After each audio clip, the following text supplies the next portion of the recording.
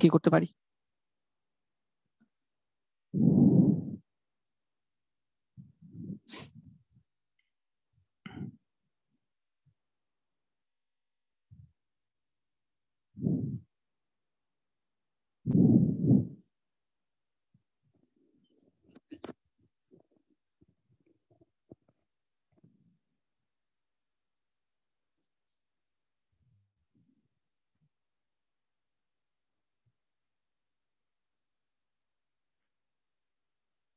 আচ্ছা, I think মিম আমরা লাইভে চলে এসেছি, সো আমি কথা বলা শুরু করি। হ্যালো এভরিওয়ান, আসসালামু আলাইকুম। আশা করি সবাই ভালো আছো, এন্ড আলহামদুলিল্লাহ আমিও ভালো আছি তোমাদের সবার দোয়াতে। এবং আমার সাথে মিম আছে, মিমও ভালো আছে। আজকে আমাদের ক্লাসে আমরা অনেকদিন পর আসলে অনেক একটা গুরুত্বপূর্ণ চ্যাপ্টার শেষ করলাম, এবং তোমরা জানো তোমাদের এই চ্যাপ্টারের উপর, চ্যাপ্টার 3 যেটা, সেটার উপর কিন্তু সামনে এক্সাম আসছে তোমাদের। শুক্রবার সেটার উপর এক্সাম হবে ইনশাআল্লাহ। সেই এক্সামের রেজাল্ট পাবলিশ করা হবে, কে কত আগে অ্যান্সার দিয়েছো, কে সবচেয়ে ফার্স্ট হয়েছে, কে সেকেন্ড হয়েছে, কে এই জিনিসগুলো দেখানো হবে তোমাদের। তো আমরা আজকে চ্যাপ্টার 4 শুরু করব, যেটা হচ্ছে আমাদের ওয়েব ডিজাইন এবং এইচটিএমএল। তোমরা এই চ্যাপ্টারের উপর চ্যাপ্টারটা শেষ করে তোমরা আশা করি তোমাদের নিজের জন্য একটা ওয়েবসাইট বানাতে পারবে আজকের পর থেকে, বা এই চ্যাপ্টারটা শেষ করলে ইনশাআল্লাহ তোমাদের নিজের নামের একটা ওয়েবসাইট বানাতে পারবে। সো এটা আসলে শুনতে কতটা ভালো লাগতেছে না, যে নর্মালি আমরা সবার ওয়েবসাইট দেখি, ফেসবুক দেখি, গুগল, বিভিন্ন স্কুলের ওয়েবসাইট দেখি। তো এই চ্যাপ্টারটা শেষ করার পর ইনশাআল্লাহ তুমি নিজে একটা ওয়েবসাইট বানিয়ে ফেলতে পারবা। সো এটা আসলে অনেক ইন্টারেস্টিং একটা চ্যাপ্টার, এন্ড হোপফুলি মানে তুমি অনেক এনজয় করবা। যেহেতু জিনিসগুলো প্র্যাকটিক্যাল, আমি চেষ্টা করবো যে প্র্যাকটিক্যালি জিনিসগুলো তোমাদের দেখিয়ে দেখিয়ে দিতে। যখন কোড করবো সেই কোডটা যাতে তোমাদের দেখাই দিতে পারি, তোমরা যাতে প্র্যাকটিস করতে পারো। তোমরা মোবাইলে কোথায় প্র্যাকটিস করবে, মোবাইলে কোথায় গিয়ে এই ওয়েবসাইট ডিজাইন করা যায়, বা যারা কারো কাছে, যাদের কাছে মানে পিসি আছে, তারা পিসিতে কিভাবে তোমরা এই ওয়েবসাইট ডিজাইন করবা, এই জিনিসগুলো আমি দেখানোর চেষ্টা করবো প্র্যাকটিক্যালি। অলরেডি তোমাদের অনেকে জানো যে ইবিআই কোর্সে কিন্তু আমি এটা নিয়ে নিয়েছি চ্যাপ্টারটা, এবং ওখানে আমি প্র্যাকটিক্যালি সবকিছু দেখে দেওয়ার চেষ্টা করেছি। সো এখানেও তোমাদের যেহেতু অনেকে আছো, সবাইকে আমি দেখানোর চেষ্টা করবো যে কিভাবে প্র্যাকটিক্যালি আমরা এই ওয়েবসাইট বানাতে পারি, বা ওয়েবসাইট রিলেটেড কি কি জিনিসপত্র আমাদের জানতে হবে। সো দেরি না করে তোমরা সবাই জয়েন করে ফেলো। যারা জয়েন করেছো অলরেডি তারা কাউকে মেনশন দিতে পারলে মেনশন দিয়ে দাও, আর যদি মেনশন দেওয়ার না থাকে তাহলে সেক্ষেত্রে তোমরা কিছু জানার থাকলে, বলার থাকলে বলতে পারো, আমি শুনছি। এবং এই তো, তাহলে আমরা কিছুক্ষণ অপেক্ষা করে আমরা ক্লাসটা শুরু করছি।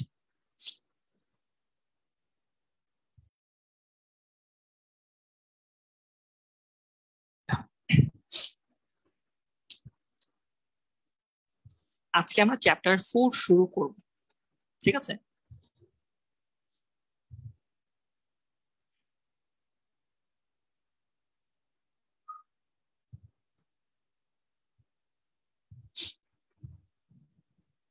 আমি একটু দেখি কারা কারা জয়েন করেছো এবং কারা কারা কি বলতে চাচ্ছ। সো আমরা 10ms HSC 22 ক্র্যাশ কোর্সে গ্রুপে আছি।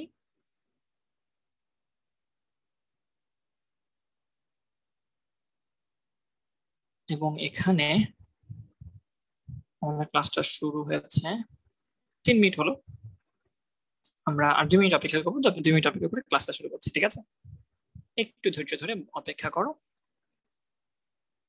হোপফুলি আমরা ক্লাসটা দ্রুত শুরু করতে পারবো। সাউন্ড আজকে আটকে যাচ্ছে ভাইয়া, মেবি নেটওয়ার্ক ইস্যু। হ্যাঁ, নেটওয়ার্ক ইস্যুটা ঠিক হয়ে যাবে, রিজলভ হয়ে যাবে ইনশাল্লাহ। একটু অপেক্ষা করো।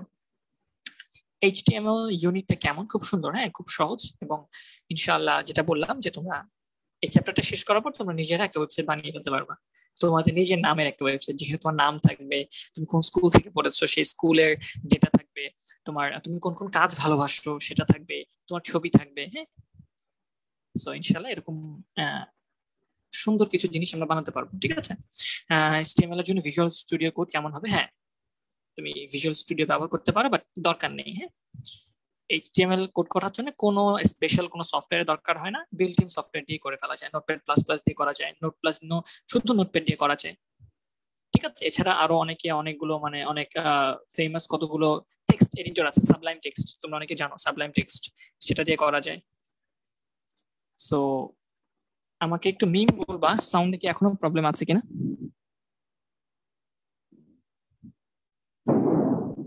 না ভাই, আপনার কথা ক্লিয়ার শোনা যাচ্ছে। আচ্ছা, ঠিক আছে, তাহলে আই থিংক সাউন্ডের প্রবলেমটা এখন আর নেই। সো যাদের সাউন্ড প্রবলেম বলছো তারা একটু নেটওয়ার্কটা চেক করে নাও, একটু হেডফোনটা লাগায় নাও বা ইয়ারফোনটা লাগায় নাও, ইনশাল্লাহ ঠিক হয়ে যাবে। So let's start. প্রথম দিনই আমরা আমাদের যে কোডিং আছে সেটা দেখবো না, আমরা প্রথম দিন হচ্ছে বেসিক কিছু আলোচনা দেখবো, দেন আস্তে আস্তে আমরা ডিটেইলসে যাওয়ার চেষ্টা করবো। ঠিক আছে, একদম বেসিক থেকে পড়াবো, একদম সহজ থেকে। এবং অবশ্যই আমরা মাহবুবুর রহমান স্যারের বইটাই ফলো করব। মাহবুবুর রহমান স্যারের বই থেকে আমরা টপিকগুলো একটা একটা করে দেখে নিব। ঠিক আছে, সর্বপ্রথম হচ্ছে চ্যাপ্টারটার নাম হচ্ছে যেটা বললাম web design introduction and HTML, বা ওয়েব ডিজাইন পরিচিতি এবং এইচটিএমএল। তাহলে প্রথমত আমাদের জানতে হবে যে ওয়েব পেজ বা ওয়েব ডকুমেন্ট ব্যাপারটা কি। তাহলে আমরা একটা একটা টপিক জানবো, ছোট ছোট টপিক ধরে ধরে আগাবো। প্রথম জিনিসগুলো সহজ হবে। ওয়েব পেজ কি? তো ওয়েব পেজকে অনেক সময় ওয়েব ডকুমেন্টও বলা হয়ে থাকে, অনেক সময় এটাকে ওয়েব ডকুমেন্টও বলা হয়ে থাকে। সো ওয়েব ডকুমেন্ট মানে কি ভাইয়া? এই যে আমরা কি করি, অনলাইনে বিভিন্ন ওয়েবসাইট ব্রাউজ করি, বা এগুলো আসলে কি, এগুলো একটা ডকুমেন্ট, ঠিক না? যেমন তুমি কি করেছিলা ওই যে ছোটবেলায় বা তোমার ক্লাস 9-10 তো কি করেছিলা, ওই ওয়ার্ডে একটা ডকুমেন্ট টাইপ করেছিল না? বিভিন্ন ওয়ার্ডে তোমার দরখাস্ত লিখেছিলা বা তোমার সম্পর্কে সিভি তুমি বানিয়েছিলা, ঠিক না? তোমরা কিন্তু 9-10 আইসিটি তে সেটা করে এসেছো প্র্যাকটিক্যালি। তাহলে এই যে ডকুমেন্ট গুলো আছে, ছবির সাথে তোমার কিছু লেখার সাথে কিছু ভিডিও থাকতে পারে, তো এই সকল জিনিসকে একত্রে করে যে ডকুমেন্টটা তৈরি হয়, সেটা যখন ওয়েবে চলে যায়, কোনো ওয়েবসাইটে চলে যায়, সেটাকে আমরা বলতে পারি ওয়েব ডকুমেন্ট বা ওয়েব পেজ। ওয়েব ডকুমেন্ট বা ওয়েব পেজ। তাহলে ওয়েব পেজ হচ্ছে এক ধরনের ওয়েব ডকুমেন্ট যেটা ওয়েবে থাকে বলতে আমরা বুঝছি এটা হচ্ছে ক্লাউডে থাকে বা কোনো সার্ভারে থাকে। যেমন তুমি আজকে তোমার ফেসবুকে যেটা ব্রাউজ করছো, তোমার ফেসবুকে তুমি যে পেজটা ব্রাউজ করছো বা তোমার যে ছবি দেখতে পাচ্ছ তুমি আপলোড করতেছো, এগুলো কি তোমার কম্পিউটারে আছে নাকি তোমার মোবাইলে আছে? এগুলো কিন্তু কোনো জিনিসই তোমার মোবাইলে নাই। তুমি যে জিনিসটা ফেসবুকে আপলোড করছো, যে ছবিটা, যে কথাগুলো তুমি পোস্ট আকারে দিচ্ছ, এগুলো কি তোমার কম্পিউটারে বা তোমার মোবাইলে স্টোর করা আছে? এগুলো কিন্তু কোনোটাই তোমার মোবাইলে স্টোর করা নেই। এগুলো কোথায় আছে? এগুলো ফেসবুকের সার্ভারে আছে। এখন সার্ভার বলতে কি বোঝায় সেটা আমরা একটু পরে দেখবো, ডিটেইলসে দেখবো। ঠিক আছে, সার্ভার কি জিনিস। তাহলে এগুলো হচ্ছে তোমার এই ছবি, তোমার এই ডকুমেন্ট, তোমার এই পোস্ট, তোমার এই ফাইলগুলো সবকিছু ফেসবুকের কোন একটা সার্ভারে বা বলতে পারো ফেসবুকের কোন একটা কম্পিউটারে আছে। সেটা হয়তো পারে ইন্ডিয়ায় আছে, সেটা হয়তো আমেরিকায় থাকতে পারে, ঠিক আছে, বা সেটা হয়তো কানাডাতেও থাকতে পারে। তাহলে এই যে তুমি তোমার ইনফরমেশন গুলো বা তোমার যে ফেসবুকে যখন তুমি তোমার পেজটা প্রোফাইলটা ওপেন করো, সেখানে অনেক ইনফরমেশন থাকে। তাহলে ফেসবুকটা হচ্ছে এক ধরনের ওয়েবসাইট বা একটা ওয়েব ডকুমেন্ট, যে ডকুমেন্টে কি কি জিনিসপত্র আছে, ফেসবুকে তোমার ছবি আছে, তোমার পোস্ট আছে, তুমি কি কি জিনিস পছন্দ করো সেগুলো আছে, এই জিনিসগুলো আছে।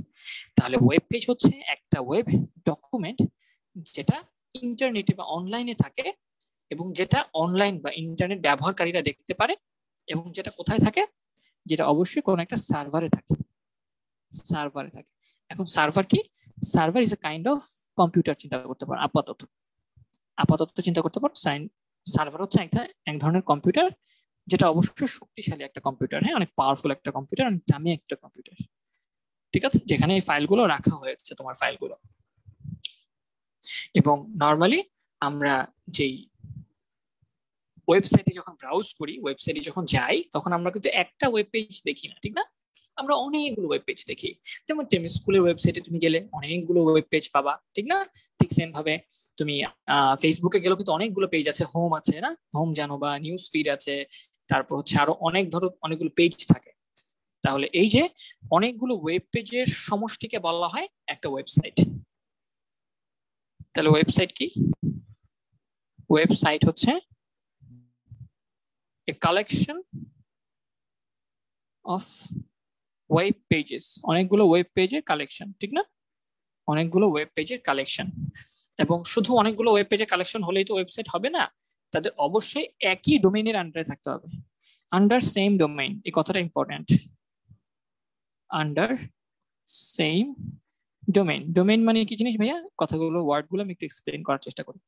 ডোমেইন মানে চিন্তা করতে পারো এলাকার আন্ডারে, হ্যাঁ, যে একই এলাকার আন্ডারে অনেকগুলো ওয়েব পেজ, বা বলতে পারো একই নামের আন্ডারে অনেকগুলো ওয়েব পেজ। একই নামের আন্ডারে অনেকগুলো ওয়েব পেজ। যেমন আমরা যদি একটু চেষ্টা করি যে টেনিস স্কুলের ওয়েবসাইটটা ব্রাউজ করার চেষ্টা করি, আমরা ব্রাউজারে গেলাম, ব্রাউজারে গিয়ে এখানে লিখলাম 10minuteschool.com। তো টেনিস স্কুলের ওয়েবসাইটে আমি চলে গেলাম। এখানে গিয়ে কিন্তু আমি অনেকগুলো পেজ দেখতে পাবো। মূলত এখানে প্রথমে একটা পেজ আছে, আমি একটু লেখাগুলো ছোট করে দিই, তাহলে তোমরা দেখতে ভালো সুবিধা হবে। একটু ছোট করে দিয়েছে। এই যে দেখতে পাচ্ছ এখানে প্রথমে একটা একটা পাতা আসতেছে, একটা পেজ আসতেছে। এটা হচ্ছে একটা সিঙ্গেল ওয়েব পেজ। এই ওয়েব পেজের মধ্যে যখন আমি কোনো একটা জায়গা সিলেক্ট করব, ধরো আমি কি করলাম, এই যে স্টাডিতে সিলেক্ট করলাম। স্টাডিতে সিলেক্ট করলে এই যে দেখো সব ডকুমেন্ট কিন্তু চেঞ্জ হয়ে গেছে। দেখো আগে যা ছিল এখন কিন্তু তা নাই, অন্য অন্য অনেক নতুন কিছু চলে আসছে। এটা হচ্ছে আরেকটা ওয়েব পেজ। ঠিক আছে, আমি স্কিলসে ক্লিক করি। এখন আমি অন্য আরো কতগুলো পেজ দেখতে পাচ্ছি, বা আরেকটা ডকুমেন্ট দেখতে পাচ্ছি যেখানে কন্টেন্ট গুলো অন্যরকম। ঠিক আছে, তাহলে এইভাবে তুমি যখন একই ওয়েবসাইট, দেখো সবকিছু কিন্তু টেম স্কুলের আন্ডারে। দেখো এই যে এই ওয়েবসাইটের উপরে যে অংশটা থাকে এটাকে বলা হয় অ্যাড্রেস বার। হ্যাঁ, এখানে দেখো tenmyschool.com/skills কথাটা লিখে আছে। আবার তুমি যখন এই যে স্টাডিতে ক্লিক করবা তখন এখানে দেখো tenmyschool.com/academic কথাটা আছে। নামটা দেখো যেখানে দেখছো, অংশটা দেখছো। তার একবার tenmyschool.com academic একটা অংশ,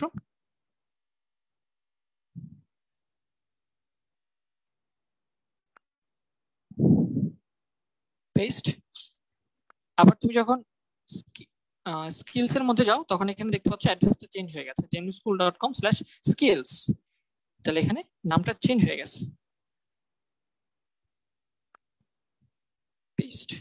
তাহলে তুমি দেখতে পাচ্ছ যে টেনমি স্কুলের আন্ডারে, একই নামের আন্ডারে আমি কি পাচ্ছি, দুইটা ভিন্ন ভিন্ন পেজ পাচ্ছি। যেমন একটা পেজ হচ্ছে একাডেমিক পেজ, একটা হচ্ছে স্কিল পেজ, কিন্তু তাদের প্রথম অংশটা কিন্তু সেম। tenmyschool.com এই অংশটা কিন্তু কমন আছে, ঠিক না? এই অংশটা কিন্তু কমন আছে দুই জায়গায়। সুতরাং এই পেছনের অংশটা চেঞ্জ হয়ে গেছে। তাহলে পেছনের অংশটা মিন করতেছে এক একটা ওয়েব পেজ। ঠিক আছে, একই ডোমেইনের আন্ডারে। ডোমেইন বলতে আমি বুঝাচ্ছি টেম স্কুল হচ্ছে এক একটা ডোমেইন। ধরো ওটা হচ্ছে বালির মালিক, বাড়ির মালিকের ভেতর এক একটা রুম।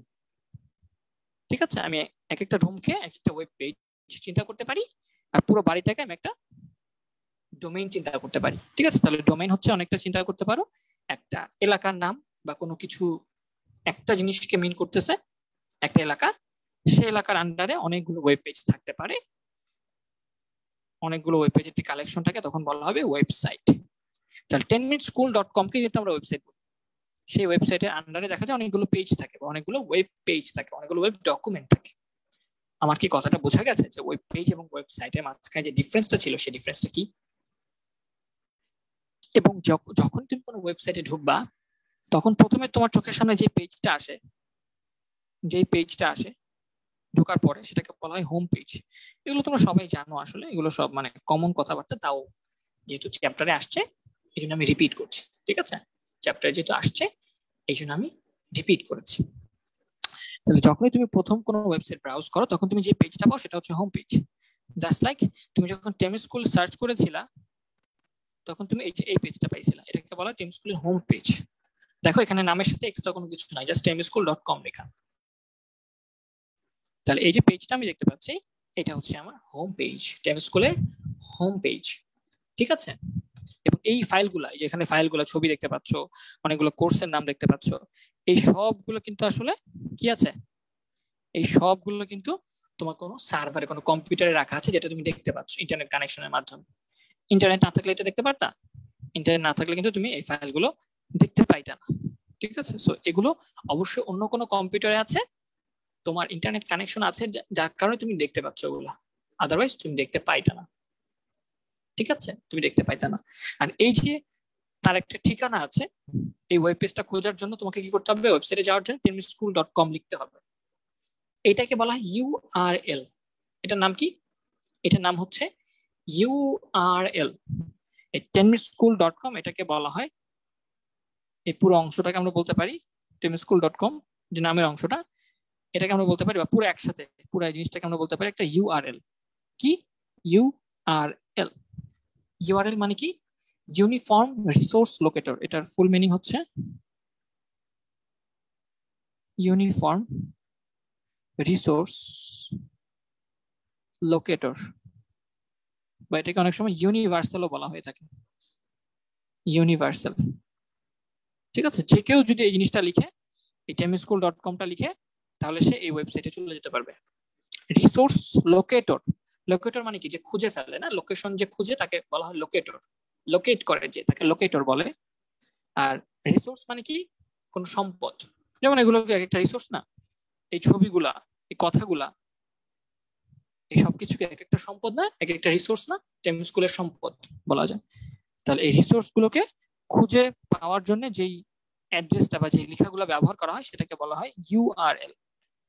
ইউআরএল, ঠিক আছে? And URL stands for universal বা ইউনিফর্ম রিসোর্স লোকেটর, যেটা দিয়ে খুঁজে পাওয়া যায়। আমরা ভবিষ্যতে আরো দেখবো, এগুলো অনেকগুলো অংশ আছে, এগুলো আমি দেখবো। সর্বপ্রথম ওয়েবসাইট বানানো হয় 1991 সালের 6ই আগস্ট। প্রথম ওয়েবসাইট বানানো হয়, সর্বপ্রথম ফার্স্ট ওয়েবসাইটটা বানানো হয়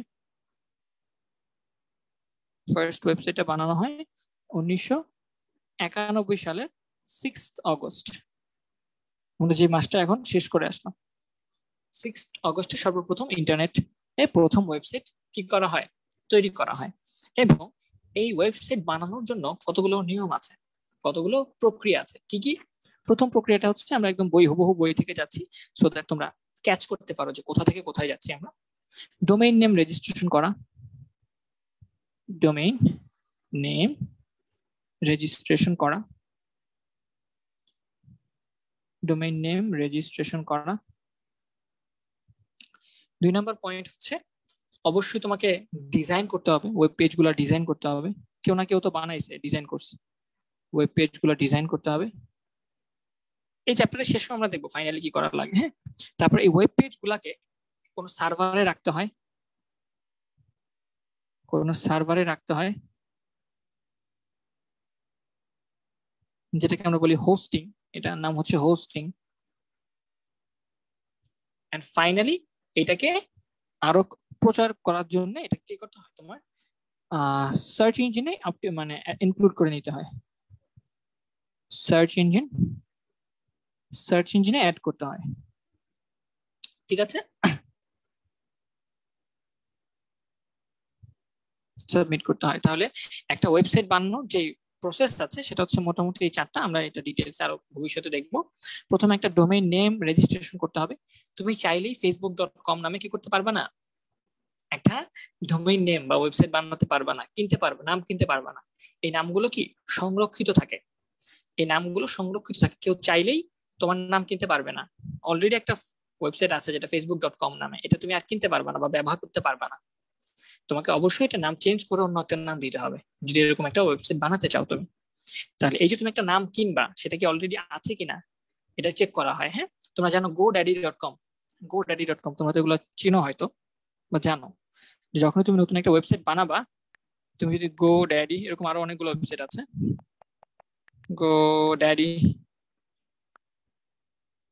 godaddy.com এ যাই, তাহলে এখানে গিয়ে কিন্তু তুমি চাইলে দেখতে পারবা যে তুমি নতুন একটা ওয়েবসাইট বানাতে চাচ্ছ, এটা কি অলরেডি কেউ নিয়ে নিছে কিনা। যেমন ধরো আমি আমার নিজের প্ল্যাটফর্ম বাইনারি স্কুল, এটার জন্য একটা ওয়েবসাইট বানাতে চাচ্ছি বা বানাচ্ছি, কাজ চলতেছে। সেটার জন্য আমি চাই যে বাইনারি স্কুল নামে কোনো ওয়েবসাইট আছে কিনা সেটা দেখবো, সার্চ করি। তাহলে বাইনারি স্কুল নাম দিয়ে আমি সার্চ করলাম। এখন আমি দেখলাম যে হ্যাঁ, আচ্ছা, binaryschools.com, দেখছো binarySchool.com নামে কোনো ওয়েবসাইট নাই, আমাকে স্কুলস দিতে হবে। এবং সেটা কত, সিঙ্গাপুরিয়ান ডলার, কত, 8 সিঙ্গাপুরিয়ান ডলার দিয়ে আমাকে কিনতে হবে আমি যদি এই নামটা কিনতে চাই। এছাড়া binarycourses.com, এটাও কিনতে, এই নামটাও কিনতে পারবো, এটার জন্য আমার দিতে হবে $8। ঠিক আছে, তো আমি আমার যে প্ল্যাটফর্ম বাইনারি স্কুল আছে সেটা দিয়ে আমি কোনো ওয়েবসাইট বানাতে পারবো না, কারণ সেটা binarySchool.com অলরেডি কেউ নিয়ে নিছে। ঠিক আছে, কিন্তু schools.com নামে কেউ এই নামটা কেউ এখনো নেয় নাই, তাহলে আমি এইটা ব্যবহার করতে পারি। তো চাইলেই তুমি ফেসবুক লিখতে পারবো না। হ্যাঁ, ধরো আমি যদি ফেসবুক লিখেও সার্চ করে দেখাই, যেমন যদি ফেসবুক লিখে সার্চ করি যে ফেসবুক নামে কোনো ওয়েবসাইট আছে কিনা, ফেসবুক লিখে আমি যদি সার্চ করি, আমি দেখতে পারবো ফেসবুক নামে কোনো ওয়েবসাইট খালি নাই। ফেসবুক ফিল্ম তুমি দিতে পারো, facebooktech.com তুমি দিতে পারো, এগুলো অ্যাভেলেবল আছে। ঠিক আছে, তুমি চাইলে এটা কিনতে পারবা। ঠিক আছে, তাহলে এই যে তুমি কি করলা, ডোমেইন নেম, তুমি একটা নাম দিবা, ওয়েবসাইট বানাবা, ডোমেইন নেম চেক, এটা লিখে সার্চ করলে তুমি ডোমেইন নেম চেকার পেয়ে যাবা। অনেক ধরনের ডোমেইন নেম চেকার আছে। এই যে ডোমেইন নেম চেকার, আমি ধরো গিয়ে গেলাম, এখানে গিয়ে আমি সার্চ করলাম ধরো ফাইন্ড এ ডোমেইন নেম, তাহলে এবার আমি বাইনারি স্কুল যেহেতু নাই, আমি একটু অন্য নাম দিয়ে সার্চ করি, যে বাইনারি 01 স্কুল, এটা আমার ইউটিউব চ্যানেলের নাম, তোমরা অনেকে জানো হয়তো। এটা লিখে যদি আমি একটু সার্চ করি, দেখি যে এটা আছে কি।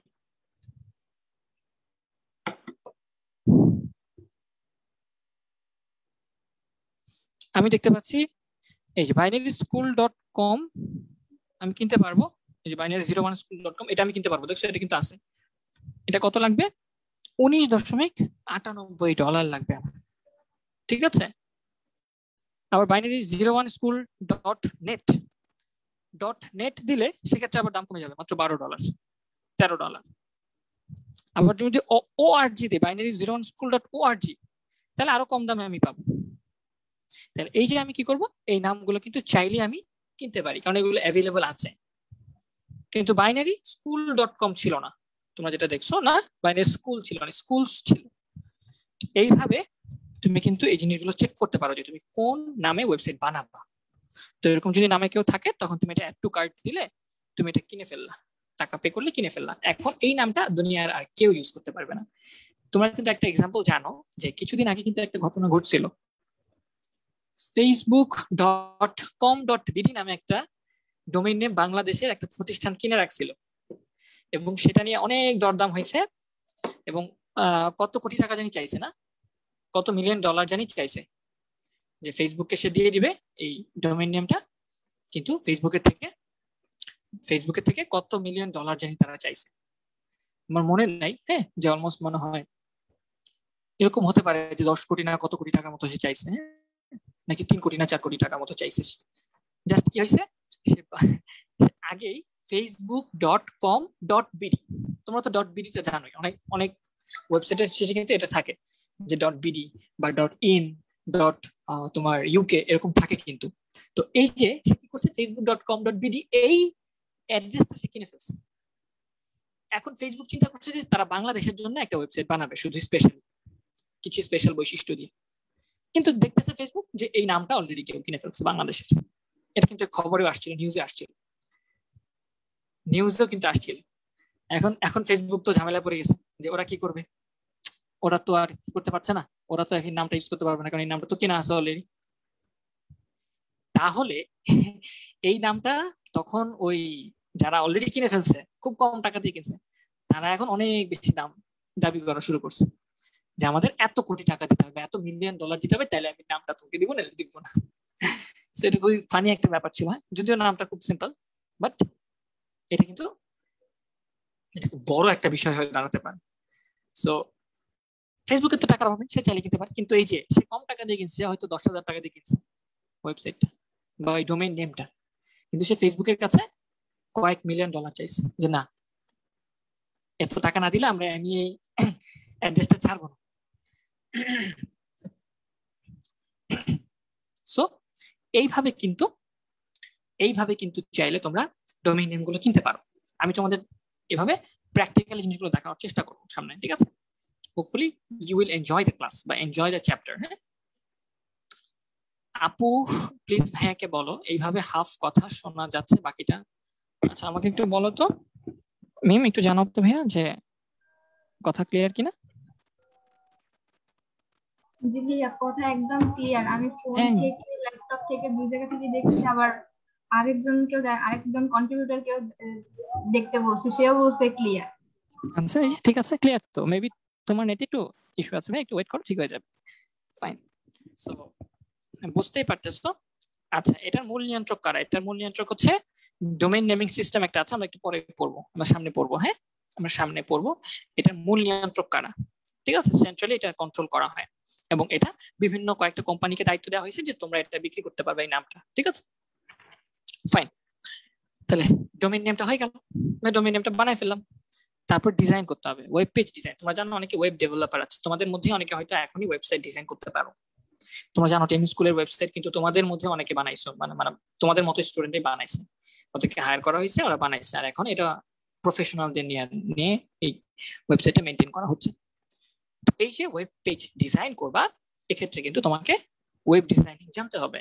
তো এই ওয়েব ডিজাইনিং আজকে আমরা শিখবো এই চ্যাপ্টারে, কিভাবে ওয়েব ডিজাইন করা যায়।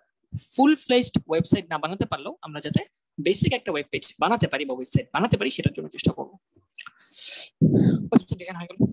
সার্ভারে অ্যাড করা, এই যে এখন তুমি ধরো একটা ওয়েব পেজ বানাইছো, এটা তুমি তোমার কম্পিউটারে ডিজাইন করছো, তুমি তোমার কম্পিউটারে ডিজাইন করে রাখছো,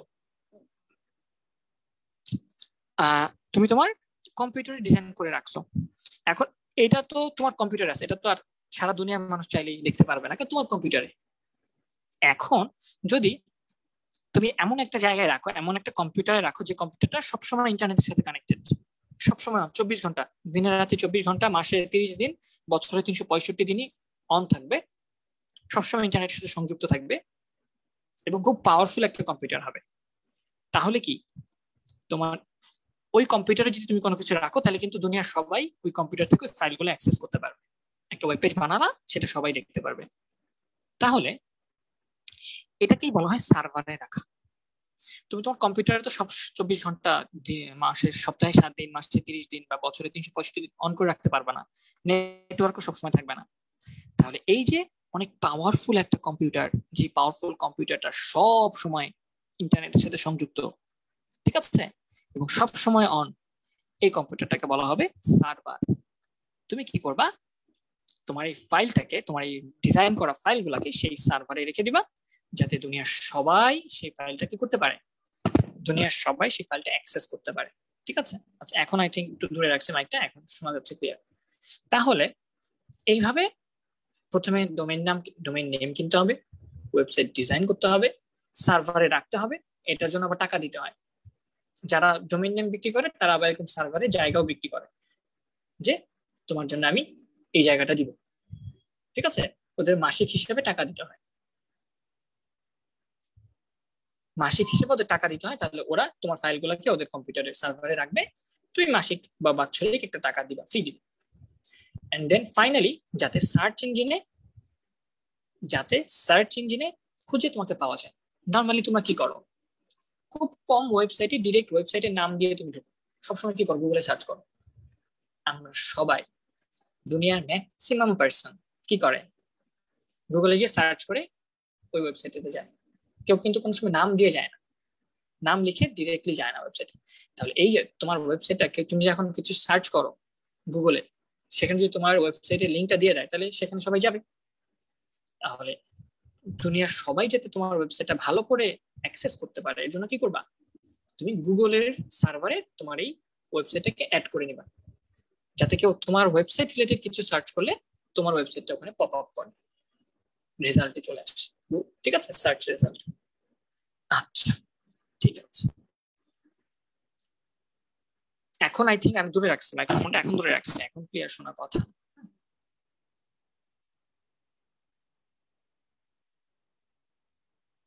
আচ্ছা,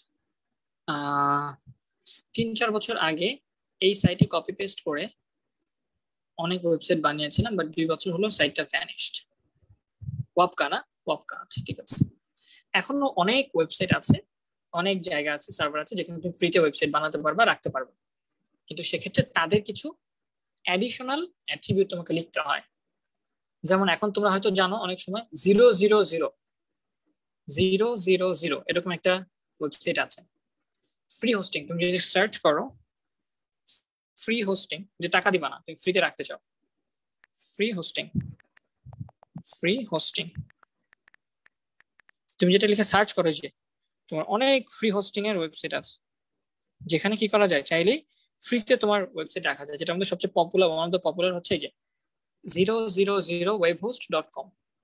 এখানে তুমি চাইলেই তোমার ওয়েবসাইট ফ্রিতে রাখতে পারবে, কিন্তু এটার স্পিড এত কম হবে যে এটা রাখার চেয়ে না রাখাই ভালো। বুঝতে পারছো? তুমি প্র্যাকটিসের জন্য, টেস্টের জন্য করতে পারো, বাট একদম তোমার ফাইনাল ওয়েবসাইট তুমি এখানে রাখবা, এটা রাখা মোটেও যুক্তিযুক্ত না। ওয়েবসাইট লোড হতে হতেই তোমার সময় কাটাবে, ঠিক আছে, তখন মানুষ বিরক্ত হয়ে তোমার এই ওয়েবসাইটে যাবে না। আর তারপরে এটা কোনো মানে ফিক্স নাম থাকবে না, তোমার নামের পিছনে আগে এরকম ওয়েব 000 লাগাই দিতে হবে। ফ্রিতে ডোমেইন কিনা চাই, যে ফ্রিতে ডোমেইন পাবা এখান থেকে, ওয়েবহোস্ট 000webhost.com, এখানে গেলে তুমি ফ্রিতে ডোমেইনও পাবা, কিন্তু আগে পিছে ওদের নাম অ্যাড করতে হবে, ঠিক আছে। সো ওয়েবসাইট বানাইলে কি বউ, আচ্ছা এইসব কি কথা বলো? তোমরা ক্লাস করতেছো, ক্লাস করো। ওয়েবসাইট বানাইলে বউ পাওয়া যায় না কি পাওয়া যায় সেটা তো বলার দরকার নাই। দেখছো, এই জন্যই তো মেজাজটা খারাপ হয়ে যায়, ক্লাসের মাঝখানে হুটহাট উল্টাপাল্টা কথা বলো। মানে কি বলবো তোমাদের, আসলে তোমরা এতটা ইম্যাচিওর, কোথায় কোন কথাটা বলতে হবে সেটাও বলতে পারো না, সেটাও জানো না।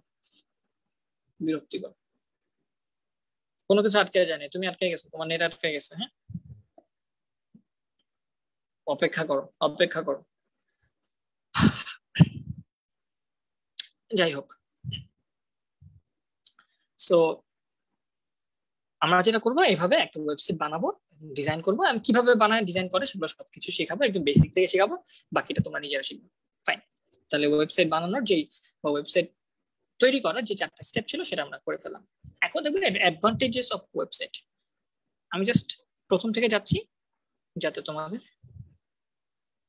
অ্যাডভান্টেজেস অফ ওয়েবসাইট, তোমরা সবাই জানো, এটা আসলে বলার তেমন কিছু নাই, জাস্ট তাও কয়েকটা পয়েন্ট বলবো। যে ওয়েবসাইট বানানোর সুবিধাটা কি ভাইয়া? একটা আমরা হচ্ছে কি, কম খরচে তুমি তোমার কি করলা, তোমার বিজনেসটাকে বড় করলা, গ্রো করলা। তোমার বিজনেস ছিল লোকালি, তোমার একটা দোকান ছিল, সেই দোকানটা লোকাল ছিল, সেটাকে তুমি ওয়েবসাইট বানাই দিলে সারা বাংলাদেশের মানুষ সেটাকে সেখান থেকে অর্ডার করতে পারবে। তাহলে তুমি কি করলা, এই যে ইন্টারন্যাশনালাইজ করলা, তোমার ব্যবসাটাকে বড় করে ফেললা। তারপর ওয়েবসাইট বানানো খুব সহজ, ওয়েবসাইট বানানোতে টাকা খুব কম লাগে, খুব কম টাকা দিয়েই বিজনেসকে গ্রো করানো যায়, একটা ওয়েবসাইট বানিয়ে ফেলা যায়, নিজে চাইলে বানাতে পারো। তারপর এই যে ফিজিক্যালি তোমার দোকানে না এসে অনলাইন থেকে তোমাকে অর্ডার করতে পারছে সারা দুনিয়া থেকে, এখান থেকে বসেও তোমার ওয়েবসাইট দেখা যাচ্ছে। আবার আমেরিকাতে বসেও তোমার ওয়েবসাইটটা ব্রাউজ করা যাবে। ঘরে বসে তুমি এখন অনলাইনে টিকিট কাটতে পারো। এই সকল জিনিসপত্রগুলো আসলে শুধুমাত্র সম্ভব হয়েছে ওয়েবসাইটের কারণে। ওয়েবসাইট না থাকলে কিন্তু এগুলো করা যাইতো না। আচ্ছা, এরপর আমরা অ্যাডভান্টেজ গুলো নিজের মতো মনের মতো বলে দিলাম, এগুলো নিজেই বানায় বলতে পারবো। ওয়ার্ল্ড ওয়াইড ওয়েব, এই ব্যাপারটা কি? www, তোমরা সবাই জানো যে আমরা www এটা ব্যবহার করে থাকি, যে কোনো ওয়েবসাইট লেখার আগেই www ব্যবহার করে থাকি। এটা মানে কি? এটা মানে হচ্ছে ওয়ার্ল্ড ওয়াইড ওয়েব, বোঝাই যাচ্ছে এটা সারা পৃথিবী ব্যাপী ওয়ার্ল্ড ওয়াইড একটা জালের মতো, একটা নেটের মতো, যে জালের মতো। এইখানে তুমি কিভাবে ফেসবুকের সাথে কানেক্টেড বলতে পারো? তুমি কিভাবে ফেসবুকের সাথে কানেক্টেড সেটা বলতে পারো? নেটওয়ার্ক ইস্যু থাকতে পারে, একটু অপেক্ষা করো।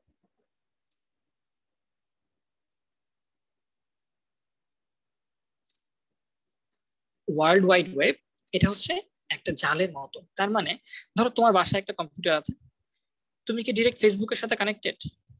কখনোই তো না। তোমার বাসা থেকে একটা তার আছে, ঠিক না? সেই তার দিয়ে হয়তো তোমার যে লোকাল আইএসপি অফিস, লোকাল যেখান থেকে ইন্টারনেট নিছো সেটা কানেক্টেড। সেই লোকাল ইন্টারনেট হয়তো আবার আরেকটা তোমার কি জেলা ভিত্তিক যে ইন্টারনেট আছে, আইএসপি আছে, তার সাথে কানেক্টেড, ঠিক আছে? এন্ড সে হয়তো আবার কি কান্ট্রি ওয়াইড যেই আইএসপি আছে সেটার সাথে কানেক্টেড। এন্ড সেটা হয়তো সমুদ্রের তলদেশে দিয়ে তোমার ইন্ডিয়া বা পাকিস্তানে ওখানে কোনো একটা কম্পিউটারের সাথে কানেক্টেড। সেখান থেকে হয়তো আবার কানেকশন আইসা আবার হয়তো গিয়ে ওই ফেসবুকের আমেরিকার কোন একটা সার্ভারে কানেক্টেড। এটা হচ্ছে আমেরিকার সেই সার্ভার।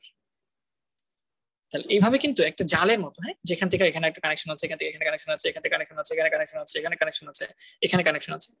এইটা অনেকটা মাকড়সার জালের মতো।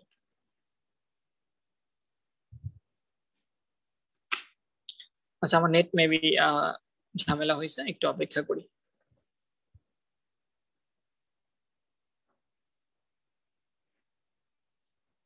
মিমা আমাকে একটু বলবো ভাইয়া, এখন কি আমাকে শুনতে পাচ্ছ কিনা বা স্ক্রিন দেখা যাচ্ছে কিনা? জি ভাইয়া, স্ক্রিনও দেখা যাচ্ছে, শুনতে পাচ্ছি।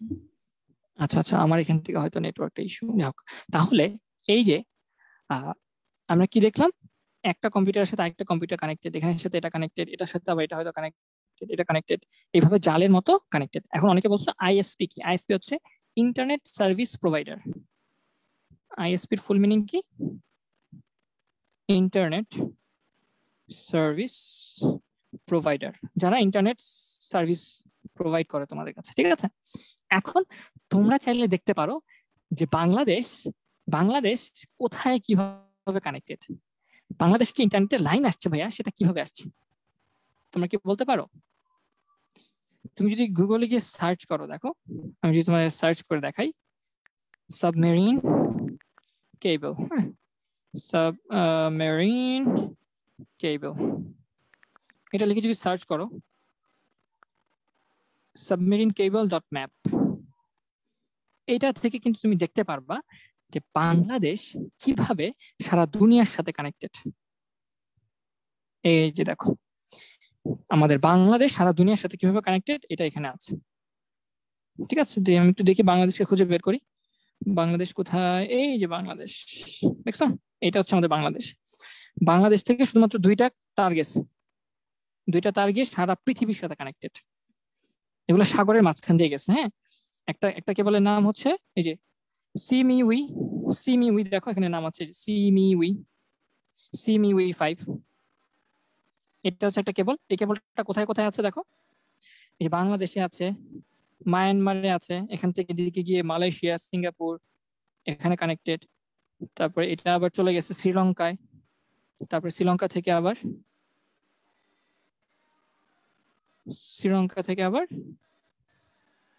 কোথায় কোথায় দেখি, শ্রীলঙ্কা থেকে টার্কি, ইরাক এবং বিভিন্ন জায়গায় কানেক্টেড। এটা হচ্ছে বাংলাদেশের কোন জায়গায় কানেক্টেড দেখো তো, এই যে কুয়াকাটা বাংলাদেশে কানেক্টেড। ঠিক সেম ভাবে বাংলাদেশের সাথে আরেকটা সাবমেরিন কেবল আছে, এই যেটা চিটাগাং হওয়ার কথা মোস্ট প্রবাবলি কক্সবাজারের দিকে, এই যে কক্সবাজারে কানেক্টেড। এটার নাম হচ্ছে সিমিউই 4, এই কেবলটার নাম হচ্ছে সিমিউই 4। মাঝে মাঝে দেখো না বলে যে কেবল ক্ষতিগ্রস্ত হয়েছে, সাবমেরিন কেবল, তখন ইন্টারনেটের স্পিড স্লো হয়ে যায়, আমরা ইন্টারনেট কানেকশন পাই না। এটা কেন হয়? যে বাংলাদেশের সাথে এই যে সারা দুনিয়ার যে দুইটা কানেকশন, এটা একটা হয়তো ছিঁড়ে যায় জাহাজের কারণে বা তিমিরের কারণে। হ্যাঁ, তিমির বা শার্ক এরা কি করে, এই তারগুলোকে হয়তো কামড় দিয়ে ছিঁড়ে ফেলে বা কোনো একটা দুর্ঘটনা ঘটে, যার কারণে তারগুলো কি হয়ে যায়, ছিঁড়ে যায়, তখন এটা রিপেয়ার করতে হয়। ঠিক আছে, তো এইভাবে বাংলাদেশ কিন্তু, এটা হচ্ছে ইন্টারন্যাশনাল যেই ম্যাপটা সেটা দেখতে পাচ্ছ, তুমি ইন্টারন্যাশনাল ম্যাপটা দেখতে পাচ্ছ। ঠিক আছে, এইভাবে এই দুইটা তার দিয়ে বাংলাদেশ সারা বিশ্বের ইন্টারনেটের সাথে কানেক্টেড। বাংলাদেশ শুধুমাত্র দুইটা আছে, ইন্ডিয়া দেখো তো কয়টা হাব স্টেশন আছে, ইন্ডিয়ায় অনেকগুলো হাব স্টেশন আছে, দেখছো? ইন্ডিয়ায় কিন্তু বাংলাদেশের তুলনায় অনেক অনেক অনেক বেশি হাব আছে, যার কারণে ইন্টারনেট স্পিডও অনেক বেশি ইন্ডিয়ায়। সেখানে অনেকগুলো তার আছে, দেখছো, এই যে অনেকগুলা শত শত তার আছে, শত শত সাবমেরিন কেবল আছে। ঠিক আছে, এই সাবমেরিন কেবল শুধুমাত্র বাংলাদেশে দুইটা জায়গায় আছে, যেখানে একটা কক্সবাজার, একটা হচ্ছে কুয়াকাটা, এই দুইটা জায়গায় এসে কানেক্ট হয়েছে সাবমেরিন কেবল। ঠিক আছে, এই দুইটা সাবমেরিন কেবল দিয়ে আমাদের বাংলাদেশ পৃথিবীর ইন্টারনেটের সাথে কানেক্টেড। সবাইকে বুঝতে পারছি আমরা? হোপফুলি তোমরা সবাই বুঝতে পারছো।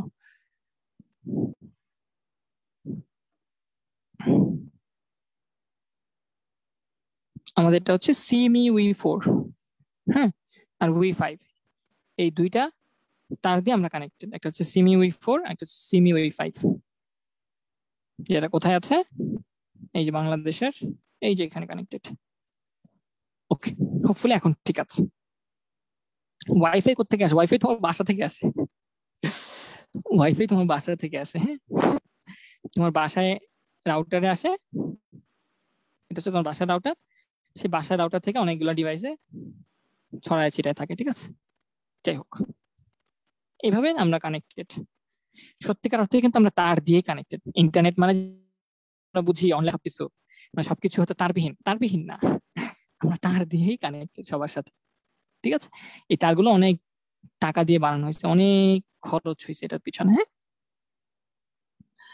তারগুলোর ব্যাস কেমন, এই যে সার্চ করো, সার্চ করলেই পাবা সাবমেরিন, সাবমেরিন কেবল, এটা দেখে সার্চ করো। সার্চ করে তুমি গুগলে ফটোসে যাও, ইমেজেস, এই যে দেখছো এগুলোর উইথ কেমন, এই যে সাবমেরিন কেবল, এই উইথ বিশাল মোটা, দেখছো?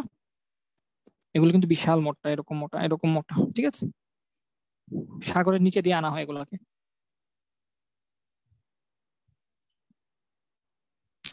সাগরের নিচে দিয়ে দেখছো এই যে কিভাবে কাজ করতেছে সাবমেরিন কেবলে, এই যে সাগরের মাঝখানে এরকম বিশাল কানেকশন, সেগুলো হচ্ছে সব সাগর দিয়ে কানেকশন গুলো দেওয়া হয়। তাহলে ওয়ার্ল্ড ওয়াইড ওয়েব হচ্ছে, এটা হচ্ছে একটা সারা পৃথিবী ব্যাপী বিস্তৃত একটা জাল, যেই জালের মাধ্যমে আমরা একজন আরেকজনের সাথে কানেক্টেড, আমরা একজন আরেকজনের সাথে কানেক্টেড। আচ্ছা ভাইয়া লো ব্যাটারি, যাই হোক ফাইন। এরপর চলে আসি আমরা আইপি অ্যাড্রেস কি জিনিস। আর মেইনলি এই ডাব্লিউডাব্লিউডাব্লিউ বা ওয়ার্ল্ড ওয়াইড ওয়েব, এটা সর্বপ্রথম প্রস্তাব করে হচ্ছে টিম বার্নার্স-লি নামে একজন সায়েন্টিস্ট। টিম বার্নার্স-লি নামে একজন সায়েন্টিস্ট 1989 যেটা পরবর্তীতে কনভার্ট হয়ে ডাব্লিউডাব্লিউডাব্লিউ তে পরিচিতি লাভ। ঠিক আছে, ফাইন। এই ধারণাকে কাজে লাগায় পরবর্তীতে ডাব্লিউডাব্লিউডাব্লিউ এর ধারণাকে উপস্থাপন করা হয়। এরপর চলে আসে আমরা আইপি অ্যাড্রেস। আইপি অ্যাড্রেস নিয়ে তো আসলে তোমরা সবাই হয়তো জানো। আইপি অ্যাড্রেস কি জিনিস? আইপি অ্যাড্রেস হচ্ছে অনেকটা ঠিকানার মতো। ঠিকানা যেমন আমার এই বাসায় রাউটারের সাথে আমার এই আইপ্যাডটা কানেক্টেড, আমার এই আইপ্যাডটা কানেক্টেড, তারপর আমার এই কম্পিউটারটা কানেক্টেড, আমার আইফোনটা কানেক্টেড। তাহলে এই যে এতগুলা ডিভাইস কানেক্টেড, আমার টিভিও কানেক্টেড রাউটারের সাথে, এই প্রত্যেকটা ডিভাইসকে ইউনিকলি আইডেন্টিফাই করার জন্য, ইউনিকলি আইডেন্টিফাই করার জন্য যে সংখ্যা থাকে, যে সংখ্যা বরাদ্দ করা হয় সেটাকে বলা হয় আইপি অ্যাড্রেস।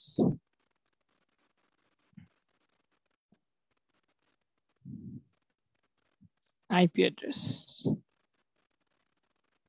ঠিক আছে। তাহলে এই যে কম্পিউটার ইন্টারনেটের সাথে যুক্ত প্রত্যেকটা ডিভাইসে একটা ইউনিক অ্যাড্রেস ঠিকানা থাকে। সেই ঠিকানাটাকে বলা হয় আইপি অ্যাড্রেস। সেই ঠিকানাটাকে বলা হয় কি? IP address. আইপি অ্যাড্রেস কখনোই কি হয় না, ডুপ্লিকেট হয় না। মানে এক একটা ডিভাইসে আইপি অ্যাড্রেস এক এক রকম হয়। যেমন আমার ডিভাইসের আইপি অ্যাড্রেস যদি আমি একটু দেখতে চাই, আইপি অ্যাড্রেস দেখলে হয়তো পাওয়ার কথা। Find my IP address.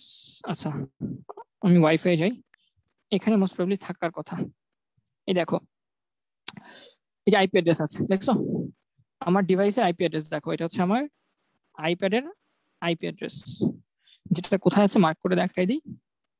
এই যে এখানে আইপি অ্যাড্রেস আছে, দেখছো এখানে কিন্তু আমার একটা আইপি অ্যাড্রেস আছে। তাহলে এটা হচ্ছে আমার আইপি অ্যাড্রেস, আমার এই আইপ্যাডের আইপি অ্যাড্রেস 192.168.0.104।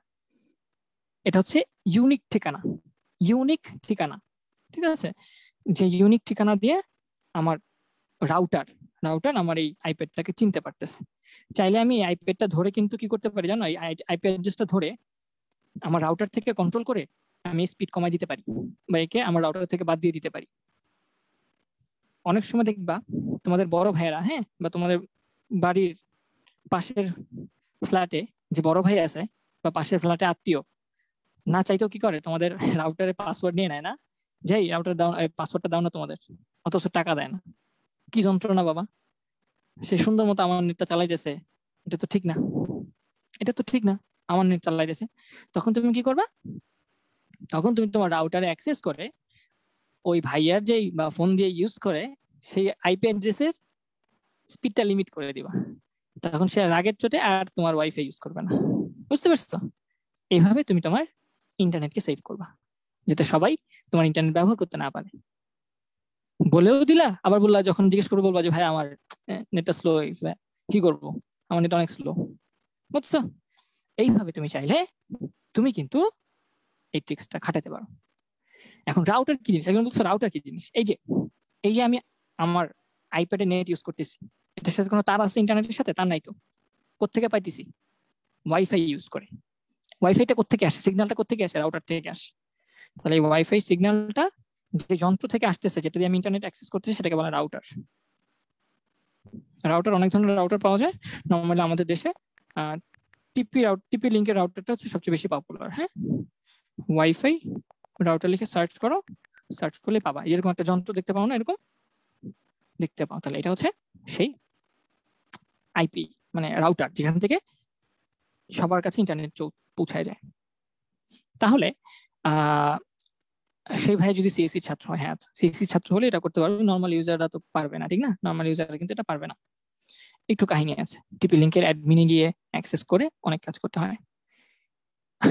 আচ্ছা, এখন টিপি লিঙ্কের স্পিড, এখন টিপি লিঙ্কে তুমি যদি এক অ্যান্টেনা বিশিষ্ট রাউটার ইউজ করো, হ্যাঁ, তাহলে তো এরকম হবেই। তুমি টাকা দিবা ছোটটা, জিনিস চাপা বড়টা, তাহলে তো হবে না। টেন্ডা আরো বেশি হবে, মানে একটু কি বলে এগুলাকে, হ্যাঁ একটু কি বলে, একটু কম দামি বা মোটামুটি দামি আছে। সো 40,000, 50,000, 60,000 টাকার রাউটারও আছে। সো তুমি কোনটা ইউজ করবা সেটার উপর বেস করে তোমার স্পিড আসবে। এছাড়া তোমার ইন্টারনেটের স্পিডের উপর ডিপেন্ড করে। ইভেন অনেকে রিয়েল আইপি ইউজ করো, ঠিক না? তোমরা তো জানো অনেকে বাসায় কিন্তু ওই ফাইবার অপটিক কেবল দিয়ে কানেকশন নাও, ইন্টারনেটে কানেকশন নাও, ওইটা কিন্তু রিয়েল আইপি। হ্যাঁ, রিয়েল আইপি আছে বা শেয়ার্ড আইপি আছে। তোমরা অনেকেই বাসায় ইন্টারনেট কানেকশন নাও, তোমাকে বলে 10 Mbps, তোমরা তো খুশি হয়ে যাও, আরে বাবারে 10 Mbps 700 টাকা, কি অবস্থা। এখন ওই 10 Mbps তুমি পুরাটা 10 Mbps পাবা না। 10 Mbps কিন্তু তুমি পুরাটা 10 Mbps পাবা না, ঠিক আছে? তুমি পাবা কত জানো? তোমার প্রথমত অনেকগুলো কাহিনী আছে। যেমন ধরো তোমাকে বলা হয় তোমার বাসায় কানেকশন হচ্ছে 10 Mbps, এটা দেয় নর্মালি, এটার এভারেজ কস্ট হচ্ছে 700 টাকা, 500 টাকা আছে, এক একটা এরিয়াতে এক এক রকম পাওয়া যায়। এটা কিন্তু আসলে 10 Mbps না, এটা কিন্তু 10 Mbps না, এটা আসলে 10/8 Mbps, এটা হচ্ছে এটা আসলে। তারপরে তুমি 10 Mbps কানেকশন নিছো, এটা আসলে 1.2 Mbps কানেকশন, ঠিক আছে? তারপরে এটা হইলো তো ভালো হইতো যে ভাই আমি সবসময় 1.2 Mbps পাই, তুমি এটাও পাচ্ছ না। তুমি কি পাবা জানো?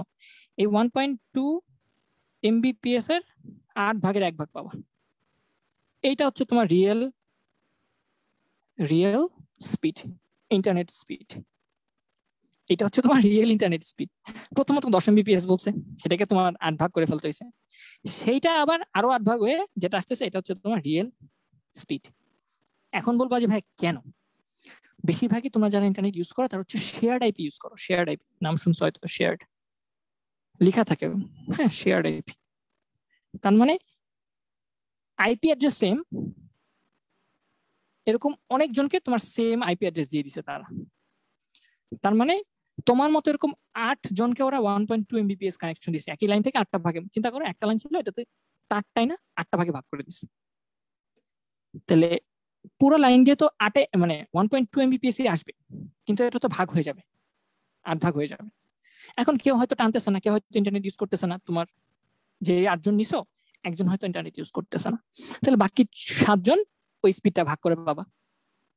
এই জন্য তোমার স্পিডটা কম পাও তোমরা। কথা কি বুঝতে পারছো কেন তোমরা আসলে কম পাও? কেন তোমরা আসলে কম পাও? এটা মানে হচ্ছে এটা আরো ডিটেলসে বুঝতে পারবা, সামনে বুঝতে পারবা, বা এখনো বুঝতে পারা উচিত। Mbps এটা হচ্ছে bit per second, mega bit per second, আর এটা হচ্ছে mega byte per second. Bit আর বাইটের মাঝখানে পার্থক্য তো তোমরা নিজেরাই বুঝো। বিট একটা হচ্ছে বিট আর একটা হচ্ছে বাইট। 8টা বিট মিলে একটা বাইট হয়, ঠিক আছে? 8টা বিট মিলে 8 বিট মিলে একটা বাইট হয়। সো তোমাদের যেটা দেয় সেটা হচ্ছে এই বিটটা দেয়, তোমাদের বিটের হিসাবে বলে 10 Mbps, 20 Mbps, 25 Mbps, কিন্তু আসলে কিন্তু এগুলা ওই তোমাকে বিটের হিসাবে বলে। এই জন্য তোমার কাছে 8 গুণ বেশি মনে হয়, কিন্তু এটা 8 গুণ না। হ্যাঁ, এটা হচ্ছে এটাকে 8 দিয়ে ভাগ করলে যেটা পাবা সেই Mbps তুমি আসো। তুমি ইন্টারনেট থেকে যখন ডাউনলোড করো না কোনো কিছু, তখন যে 1.2 Mbps বা এত PS হয়েছে, তোমাকে কিন্তু এটা দেখায় তোমার ডাউনলোড কতটুকু হলো, এটা কিন্তু এই এমবিতে দেখায়। আর তোমার স্পিডটা যেটা দেখাইতেছে দোকানদার বলা বা আইএসপি বলা, ওরা কিন্তু এই Mbps হিসাবটা করে। সো একটু বুঝে শুনে নেট নিবা এখান থেকে, ঠিক আছে? আর শেয়ার নিবা না, শেয়ারের দাম বেশি থাকে নর্মালি।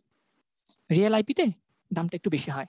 যেমন রিয়েল আইপিতে তোমার হয়তো এই তোমার সেম Mbps, হ্যাঁ, যে 3 Mbps বা 2 Mbps, হ্যাঁ, বা 10 Mbps তুমি যে রিয়েল নিতে চাও, রিয়েল আইপি দিয়ে, যেমন বাংলাদেশে এখন অনেকগুলা নেশন ওয়াইড আইএসপি আছে, যেমন লিংক 3 আছে, লিংক 3, তারপর এম্বার আইটি, হ্যাঁ এম্বার আইটি, তারপর আরো অনেকগুলো নেশন ওয়াইড আইএসপি আছে। ওরা এরকম ফাইবার অপটিক কেবল দিয়ে তোমার কানেকশন দিবে।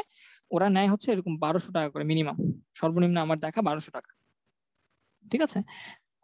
তখন কি হয়, স্পিডটা ভালো থাকে, তখন আর শেয়ার্ড হয় না, মানে একজন 8জন ভাগ করে নিয়ে নেয় না তোমারটা, তুমি একা একা ইউজ করো, ঠিক আছে, তুমি একা একা ইউজ করো। এটাকে বলা হয় রিয়েল আইপি, হ্যাঁ এটাকে বলা হয় রিয়েল আইপি।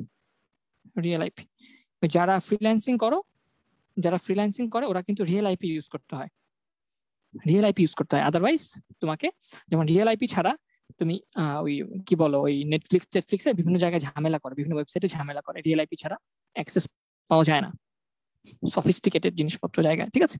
সো এগুলো হচ্ছে রিয়েল আইপি। এগুলো একটা অ্যাড্রেসে ওরা একটা স্পিডই দেয়, একটা অ্যাড্রেস শুধু তোমাকে দিয়ে দেয়, বুঝতে পারছো, মানে তোমার নামই সবকিছু আছে। এটা Mbps শুধু তুমি ইউজ করবে, আর কেউ ইউজ করবে না, এটাকে বলা হয় রিয়েল আইপি। আর শেয়ার্ড আইপি কি, যেটা তোমার অনেকে মিলে ইউজ করে। শেয়ার্ড আইপিতে দাম কমে যায়, স্পিডও কমে যায়। রিয়েল আইপিতে দাম বেড়ে যায়, স্পিডটাও রিলায়েবল থাকে। Is it true that VPN increases internet speed? This is totally a lie. VPN কখনো স্পিডকে বাড়ায় না, উল্টা কমায় দেয়। VPN মানে কি জানো? VPN মানে কি বলো দেখি, কে কে জানে VPN মানে কি? VPN মানে কি তোমরা একটু আমাকে বলো দেখি। VPN কখনো স্পিড বাড়াবে না, VPN কখনোই স্পিড বাড়াবে না, উল্টা VPN স্পিড কমাবে। VPN হচ্ছে ভার্চুয়াল, বলো, virtual private network, virtual private network, এটা হচ্ছে VPN এর ফুল মিনিং। VPN এ যেটা হয় যে নর্মালি তুমি ধরো বাংলাদেশ থেকে ব্যবহার করতেছো, ফেসবুক ব্যবহার করতেছো, ওই যে এখন কি হয়েছে তোমরা তো জানো, ফ্রি ফায়ার পাবজি ব্যান হয়ে গেছে না? তোমরা সবাই জানো ফ্রি ফায়ার আর পাবজি ব্যান হয়ে গেছে। পাবজি বাংলাদেশে ব্যান করে দিচ্ছে, বাংলাদেশ থেকে খেলা যাবে না, কিন্তু তারপরে কিন্তু সবাই কি করে, VPN ইউজ করে ঠিকই খেলছে। ইভেন আমিও মনে হয় গত সপ্তাহে একবার খেলছিলাম ফ্রি ফায়ার। সো এই যে আমি কি করতেছি, ব্যান হওয়ার পরে আমি VPN ইউজ করে খেলতে পারতেছি। কেন? বাংলাদেশ সরকার তো মানা করে দিছে, বাংলাদেশ সরকার মানা করে দিছে এটা খেলা যাবে না, এবং বাংলাদেশের অ্যাড্রেস দিয়ে খেলাও যায় না, কারণ বাংলাদেশ সরকার জানে যে তোমার অ্যাড্রেসটা কি। বাংলাদেশ কি করছে, সরকার কি করছে না, এই বাংলাদেশের যত অ্যাড্রেস আছে, যত আইপি অ্যাড্রেস আছে সবাইকে ব্লক করে দিচ্ছে, যে এই আইপি অ্যাড্রেসটা এই গেম অ্যাক্সেস করতে পারবে না। কারণ তোমরা তো জানো যে আমাদের ইন্টারনেট কিন্তু বাংলাদেশে আইএসপি মেইন তারটা দিয়েই সারা দুনিয়ার সাথে কানেক্টেড। VPN কি করে, VPN যেটা করে তোমার এই অ্যাড্রেসটাকে লুকায় ফেলে, আইপি অ্যাড্রেসটাকে লুকায় ফেলে, VPN তোমার আইপি কে লুকায় ফেলে। বাংলাদেশ সরকার তোমাকে বুঝতে পারে না যেটা তোমার আইপি অ্যাড্রেস কিনা। তুমি কি করো, যে VPN এ গেলে কি দেখা যায় বলো তো? আমার কিন্তু VPN আছে, দেখি একটু, এই যে আমার এখানে VPN একটা আছে, তো সেটা একটু ওপেন করে দেখাই তোমাদের। আচ্ছা আমি আপাতত মাইক্রোফোনটা খুলে ফেলতেছি, কারণ আমার চার্জ নেই, আমার চার্জ দিতে হবে।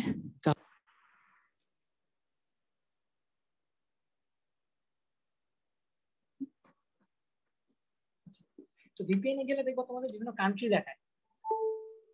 VPN এ গেলে, সরি এখানে আমি আপাতত লগ ইন করতেছি না, কারণ এখানে একটু ঝামেলা করতেছে, আমার সাবস্ক্রিপশন কিনতে হবে, এটা দরকার নেই।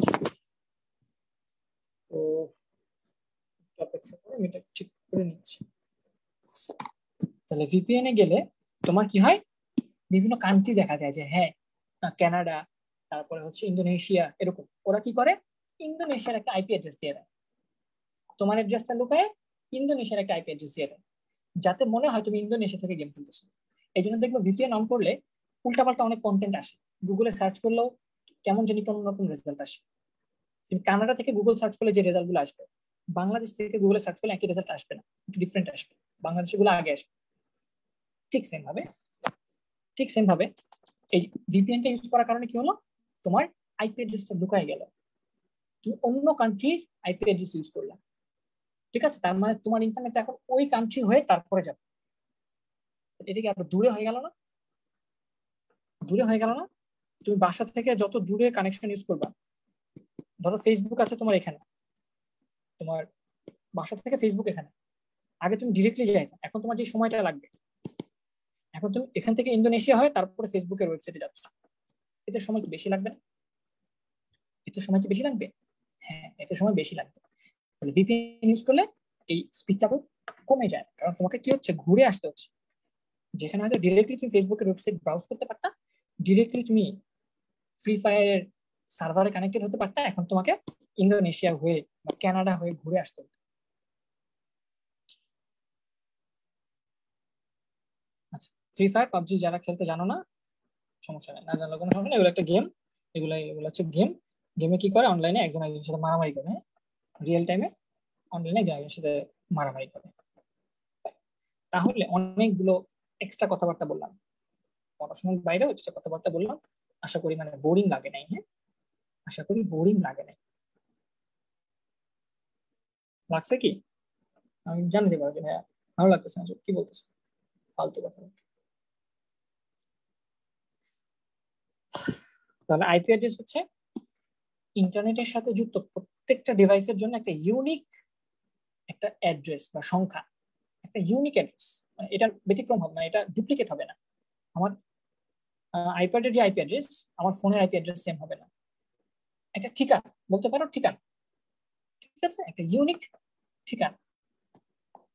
এখন আইপি অ্যাড্রেসটা কিভাবে থাকে দেখো, আমি তো তোমাদের দেখাইছি আমার এখানে, আমার আইপ্যাডের আইপি অ্যাড্রেসটা দেখো, এই যে কতগুলো সংখ্যা দেখতে পেয়েছো, 192, 168, 0, 104, 192, 168, 0, 104, 4টা সংখ্যা।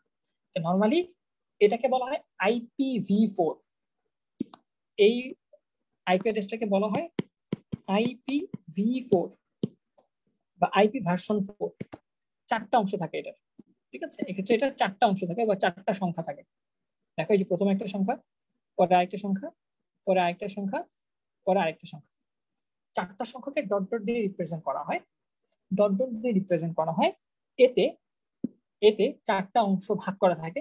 এখন বলতে পারো যে ভাইয়া 4টা অংশ ভাগ করা থাকা মানে কি, বা 4টা অংশ প্রত্যেকটা কি জিনিস, সেটা এক্সপ্লেন করতেছে। ঠিক আছে, এই প্রত্যেকটা হচ্ছে এক একটা 8 বিট সিস্টেম। প্রত্যেকটা অংশ হচ্ছে এক একটা 8 বিট সিস্টেম বা 8 বিট নাম্বার। প্রত্যেকটা হচ্ছে এক একটা 8 বিট নাম্বার। তার মানে এই সংখ্যাগুলো 8 বিটের চেয়ে বেশি হতে পারবে না। সংখ্যাগুলো 8 বিটের থেকে বেশি হতে পারবে না। একটু আমাকে বলো তো, তোমরা তো আমাদের অনেকই পড়াইছি, চ্যাপ্টার 3 তো পড়াইছি। 8 বিট, 8 বিট সংখ্যায় সবচেয়ে লোয়েস্ট সংখ্যা কত আর সবচেয়ে হাইয়েস্ট সংখ্যা কত? 8 বিট বা 8টা ঘর দিয়ে তুমি যে সংখ্যাগুলোকে লিখবা, বাইনারি যে সংখ্যাগুলোকে লিখবা, 1টা 2টা 3টা 4টা 5টা 6টা 7টা 8টা, 8টা ঘর দিয়ে তুমি যে সংখ্যাগুলোকে লিখবা, এর মধ্যে সবচেয়ে ছোট সংখ্যাটা কোনটা? হ্যাঁ, সবগুলো শূন্য দিলেই তো সবচেয়ে ছোট সংখ্যা পেয়ে যাই। হ্যাঁ, তাহলে সবচেয়ে লোয়েস্ট নাম্বার হচ্ছে 0। আর সবচেয়ে হাইয়েস্ট নাম্বার কত? এই 8টা ঘরে ভাই সবচেয়ে বড় কোন সংখ্যাটাকে আমি রাখতে পারবো? ভাই সবগুলো যদি 1 দিয়ে দিই, হ্যাঁ সবগুলো যদি 1 দিয়ে দাও, তাহলে 8টা 1, 8টা 1-এর ডেসিমাল কত দেখো তো একটু হিসাব করে। সবাই একটু দেখো তো, 8টা 1 বাইনারিতে দিলে একটা ডেসিমাল কত আসে? 8টা 1-এর বাইনারি ডেসিমাল কত আসে? 8টা 0 ডেসিমাল হচ্ছে 0, 8টা 1-এর বাইনারি ডেসিমাল হচ্ছে 255। তাহলে তুমি এই 8টা ঘর দিয়ে সর্বনিম্ন শূন্য সংখ্যাকে রিপ্রেজেন্ট করতে পারবা, সর্বোচ্চ 255 পর্যন্ত রিপ্রেজেন্ট করতে পারবা। এই জন্য 256 আসে। 256 আসার কথা না তো, 255 আসার কথা, 255 আসার কথা। তাহলে এই প্রত্যেকটা সংখ্যা যদি আমি বলছি এরকম, তাহলে এরকম 4টা অংশে ভাগ করা আছে, ঠিক আছে? আমি তোমাদের কি বলছি, আইপি নাম্বার হচ্ছে এরকম 4টা ঘর বা 4টা সংখ্যা ডট ডট করে লিখে, 4টা সংখ্যা ডট ডট করে লিখে, ঠিক আছে? তাহলে আইপি সংখ্যা মানে হচ্ছে এরকম 4টা 8 বিটের সংখ্যা ডট ডট দিয়ে লিখে, এরকম 4টা অক্টাল সংখ্যা তাদের মাঝখানে ডট ডট দিয়ে লিখে। যেহেতু 4টা অংশের জন্য এটাকে বলা হয় IPv4, ঠিক আছে? এই প্রত্যেকটা সংখ্যা 0 থেকে 255 পর্যন্ত যে কোনো একটা সংখ্যা হবে, 0 থেকে 255 পর্যন্ত যে কোনো একটা সংখ্যা হবে। দেখো যেমন আমার আইপ্যাড অ্যাড্রেসটা কি, 192 যেটা 255 ছোট, 168 যেটা 255 ছোট, পরেরটা 0 এটাও 55 থেকে ছোট, 104 এটাও কিন্তু 255 থেকে ছোট। তাহলে এইভাবে একটা আইপি অ্যাড্রেস থাকতে পারে।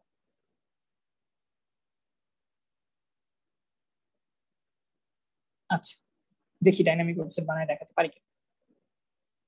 তাহলে এইভাবে আমরা একটা আইপি অ্যাড্রেস বানাতে পারবো, ঠিক আছে? বা আইপি অ্যাড্রেস সম্পর্কে বলতে পারবো।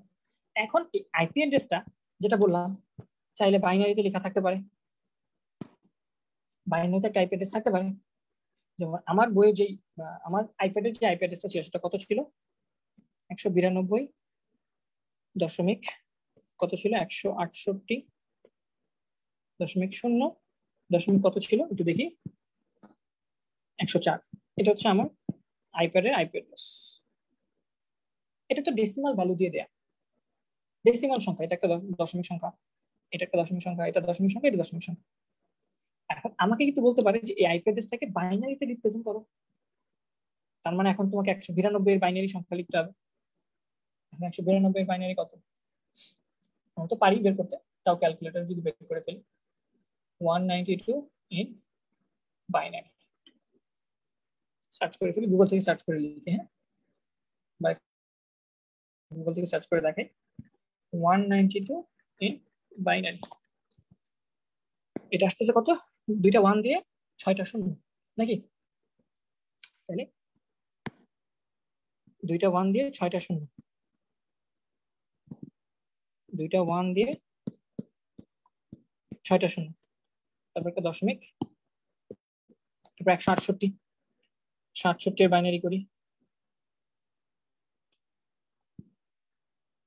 ক্যালকুলেটর তোমরা করে ফেলতে পারো, খাতা কলমে আমরা শিখেছি। 101010 2টা 0, তাহলে 101010 2টা 0, তারপর একটা দশমিক 0, 0 ডেসিমাল বাইনারি কত, 0 বাইনারি তো 8টা 0, তারপরে 104 এর বাইনারি কত, 104 এর বাইনারি কত, 104, যেটা আসতেছে 1101 তারপর 4টা 0। এটা হচ্ছে একটা আইপি অ্যাড্রেস লেখার নিয়ম। আবার চাইলে এই সংখ্যাগুলোকে হেক্সাডেসিমালেও লেখা যেতে পারে, এই সংখ্যাগুলোকে হেক্সাডেসিমালেও লেখা যেতে পারে। তাহলে এটা তুমি লিখলা ডেসিমালে, এটা লিখলা বাইনারিতে, তারপর লিখবা হেক্সাডেসিমালে। এই কনভার্সন তোমরা শিখেছো না, এখানে কিন্তু আগের চ্যাপ্টারের লিঙ্কগুলো লাগতে পারে। এই যে ডেসিমাল থেকে বাইনারি, তারপর আবার তুমি এখন হেক্সাডেসিমালে যাবা, হেক্সাডেসিমালেও চাইলে তুমি এইভাবে সংখ্যাগুলো দিয়ে ডট ডট দিয়ে রিপ্রেজেন্ট করতে পারো। তাহলে ভাই আইপি অ্যাড্রেস কি, আইপি অ্যাড্রেস কি, আইপি অ্যাড্রেস হচ্ছে ভাইয়া একটা ঠিকানা, কম্পিউটারের সাথে যুক্ত যতগুলা ডিভাইস আছে, যতগুলা ইন্টারনেটের সাথে যুক্ত যতগুলো কম্পিউটার আছে সবগুলার একটা ইউনিক ঠিকানা। এবং এটার ফুল মিনিং কি, এটার ফুল মিনিং হচ্ছে internet protocol address, internet protocol address, ঠিক আছে? এটা প্রত্যেকটা ডিভাইসের জন্য ইউনিক থাকে, প্রত্যেকটা ডিভাইসের জন্য ইউনিক থাকে, এটা কখনো ডুপ্লিকেট হবে না। বোঝা গেছে? এখন আমাকে একটু বলো তো যে এই যে ভাইয়া আপনি 8 বিটের 4টা সংখ্যাকে মিলাই আপনি একটা অ্যাড্রেস বানাইছেন। এখন এই টোটাল এই 32টা বিট দিয়ে আমি এরকম কতগুলো ডিভাইসকে সংখ্যা দিতে পারবো? যেমন ভাইয়া আমি আইপি এটার জন্য একটা আইপি অ্যাড্রেস দিবেন, আইপ্যাডের জন্য, আইফোনের জন্য একটা আইপি অ্যাড্রেস দিবেন ভাইয়া, আপনি আপনার ম্যাকবুকের জন্য আপনি একটা আইপি অ্যাড্রেস দিবেন, আপনার টিভির জন্য একটা আইপি অ্যাড্রেস আছে। এরকম পৃথিবীতে কতগুলো ডিভাইস আছে ইন্টারনেটের সাথে যুক্ত বলো তো? হাজার হাজার কোটি কোটি ডিভাইস আছে। প্রত্যেকটা ডিভাইসকে কি ভাই একটা নির্দিষ্ট সংখ্যা দিয়ে রিপ্রেজেন্ট করা সম্ভব? দেখি। আমি বলছিলাম এই সিস্টেমটাকে বলা হয় IPv4। সিস্টেমটাকে কি বলে? IPv4 version 4। 4টা অক্টাল নাম্বার দিয়ে এরকম নাম্বারিং করা হয়, সংখ্যা দেওয়া হয় একটা ডিভাইসকে। তাহলে এই 4টা সংখ্যা দিয়ে আমি কতগুলো ডিভাইসকে নাম্বারিং করতে পারবো ভাইয়া? অনেকটা, কিন্তু আমাদের ওই ASCII কোড ইউনিভার্সাল কোডের মতো, মনে আছে? ইউনিভার্সাল কোড 16 বিট সিস্টেম ছিল, সেখানে কতগুলো আলাদা আলাদা সংখ্যাকে বা আলাদা আলাদা চিহ্নকে সংখ্যা দেওয়া যেত, 2 টু দি পাওয়ার 16 সংখ্যক, তোমাদের মনে থাকার কথা। যেমন প্রথমত তোমাদের ASCII কোড ছিল, ASCII কোড হচ্ছে 8 বিট সিস্টেম, এবং এখানে 2 টু দি পাওয়ার 8 বা টোটাল 256টা বর্ণকে ভিন্ন ভিন্ন বর্ণের জন্য সংখ্যা বরাদ্দ করা যেত, শুধু ইংলিশ লেখা যেত আর অন্য কিছু লেখা যেত। এরপরে আসলে ইউনিভার্সাল কোড বা ইউনিকোড, যেটা 16 বিট সিস্টেম, 16 বিট সিস্টেম, যেটা দিয়ে বাংলা সহ চাইনিজ সব ভাষা লেখা যায়, কারণ সেখানে টোটাল ক্যাপাসিটি কত? 2 to the power 16। 2 to the পাওয়ার 16 মানে কত? এটা অলমোস্ট 65,000 সামথিং।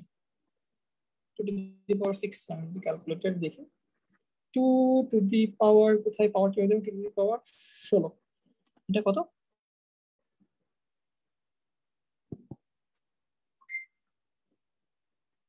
আচ্ছা, আমাকে শোনা যাচ্ছে না?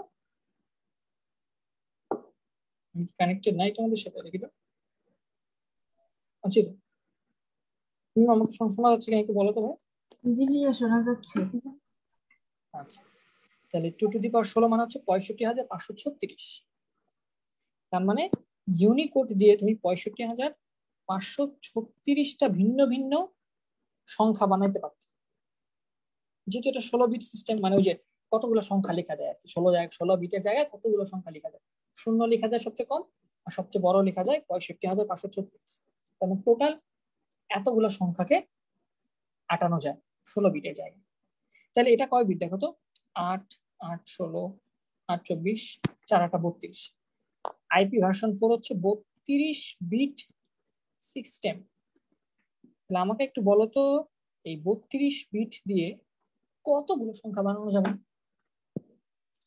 তাহলে IPv4 যেহেতু 32 বিট সিস্টেম, এখানে 2 টু দি পাওয়ার 32, তার মানে কত? আমরা যদি একটু হিসাব করার চেষ্টা করি, 2 টু দি পাওয়ার 32, এটা কত আসে? এটা অলমোস্ট কত? একক, দশক। আচ্ছা, এটা কপি করে নিই, পেস্ট করে দিই। এটা অলমোস্ট হচ্ছে আমাদের, পেস্ট করে দিই, এত বড় সংখ্যা। এবং এটা কত? এটা হিসাব করে আমি হিসাব তো করতেই পারতেছি না, তাও একক, দশক, শতক, হাজার, অযুত, লক্ষ, নিযুত, কোটি। তার মানে কোটির পরে আবার শতকোটি, মানে দশক কোটি, তারপর শতক কোটি, তার মানে 400 কোটি ডিভাইস। অলমোস্ট 400 কোটি, না? এখানে 400 কোটি আসে না? দেখো তো হিসাব করে, অলমোস্ট 400 কোটি প্লাস। তাহলে 400 প্লাস কোটি ডিভাইসকে তুমি নাম্বারিং করতে পারবে, যে এটার নাম, এটা 0 নাম্বার, মোবাইলটা 0, এটা 1 নাম্বার, এটা 2 নাম্বার, এটা 3 নাম্বার, এরকম করে করে 400 কোটি ডিভাইস, তুমি 400 কোটি ডিভাইসের জন্য আলাদা আলাদা সংখ্যা দিতে পারবে। কথাগুলো কি বুঝতে পারতেছো? আমি সঙ্গে নাম্বার দিব, তুমি কতগুলো ডিভাইস সম্ভব, ইউনিক নাম্বার, ডুপ্লিকেট করা যাবে না। IPv4 দিয়ে এরকম 400 কোটি প্লাস, 400 কোটি প্লাস ডিভাইস আমি আলাদা আলাদা নাম দিতে পারবে, ইউনিক নাম দিতে পারবে, নাম্বার দিতে পারবে। এখন তো পৃথিবীতে আরো ডিভাইস বাড়তেছে, আরো অনেক ডিভাইস হচ্ছে, 400 কোটি আরো অনেক ডিভাইস আসতেছে। এখন দেখা যাচ্ছে যে এই জায়গায় হাঁটতেছে না, আর ডিভাইসের সংখ্যা আরো বেড়ে গেছে, সংখ্যা আরো বাড়াইতে। এতে কি করা হয়েছে জানো, নতুন আরেকটা আইপি নতুন ভার্সন নিয়ে আসা হয়েছে, সেটা হলো IPv6। নতুন একটা নাম্বারিং করা হয়েছে, নতুন একটা নাম্বারিং চালু করা হয়েছে, যেটাকে বলা হচ্ছে IPv6, যেখানে 6টা করে অংশ থাকে, যেখানে 6টা করে এই অক্টেট থাকে। এখানে 4টা অক্টেট ছিল, এখানে 6টা অক্টেট থাকে। ঠিক আছে, ওখানে দিয়ে আরো অনেক বেশি ডিভাইস কি করা সম্ভব, অনেক বেশি ডিভাইস জন্য আলাদা আলাদা ভিন্ন ভিন্ন সংখ্যা দেওয়া সম্ভব। কথা কি বুঝতে পারছো আমার কথা? সোফার কথাগুলো না বুঝতে পারলে একটু বল ভাই।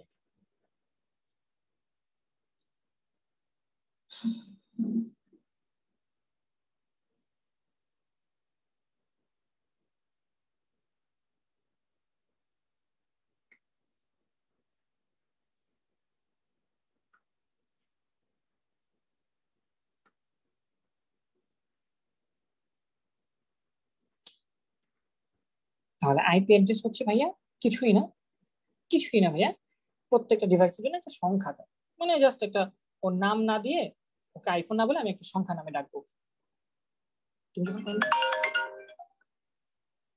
তুমি যখন কোনো কিছু ব্রাউজ করবা, তুমি যখন কোনো কিছু ব্রাউজ করবা, হ্যালো, বলো ভাই, বলো।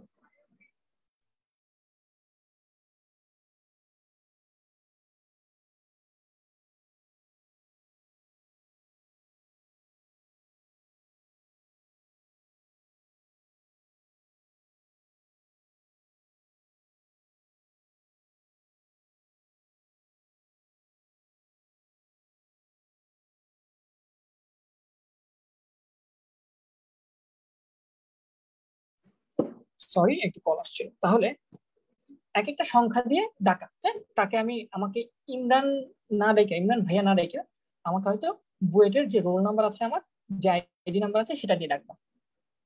এই যে আমাদের এনআইডি তে নাম্বার থাকে না, এনআইডি কার্ডে একটা নাম্বার থাকে, এনআইডি কার্ডের নাম্বার থাকে, প্রত্যেকের নাম্বার কিন্তু ভিন্ন, কারো কিন্তু নাম্বার সেম নেই। তাহলে এরকম কাউকে নামে না ডেকে ওই এনআইডি নাম্বার দিয়ে ডাকবা। কথা বুঝে গেছে? কথা বুঝে গেছে, একদম সিম্পল। তা এখন দেখা গেল তোমার জনসংখ্যা হচ্ছে 100 কোটি, তোমার নাম্বারও আছে 100 কোটি, সমস্যা নাই, নাম্বারের জায়গা আছে 100 কোটি। এখন যদি জনসংখ্যা বেড়ে যায়, তাহলে কি আর তুমি আগের আগের জায়গাগুলোতে লিখতে পারবা, সংখ্যা দিতে পারবা? তার জন্য দিতে পারবা না, এই জন্য বড় করা হয়েছে।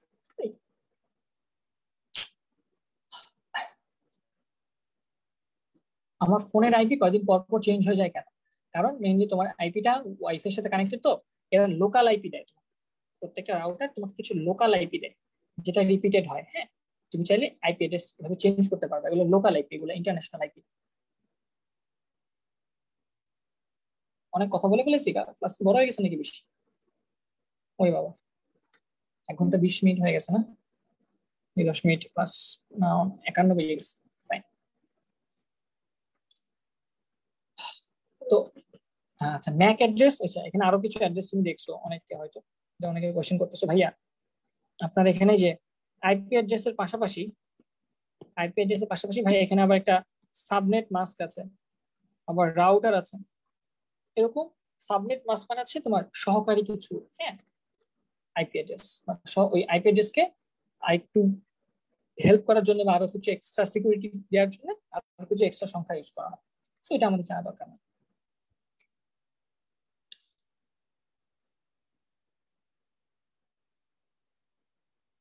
না, লিস্ট টাইমের উপর আইপি চেঞ্জ হয়। আচ্ছা যাই হোক, তো সেক্ষেত্রে হচ্ছে যেটা বললাম, যে তুমি চাইলে লোকাল কিছু মানে আইপি নাম্বার ইউজ করতে পারো যেটা রিপিটেড।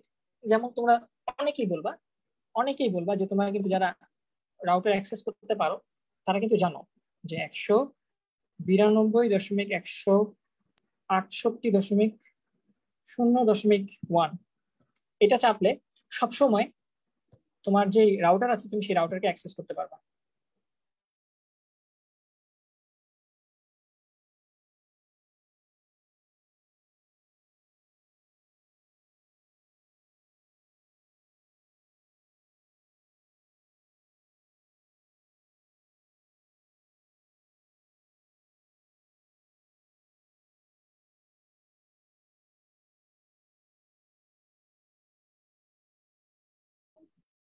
ভাইয়া কথা শোনা যাচ্ছে না।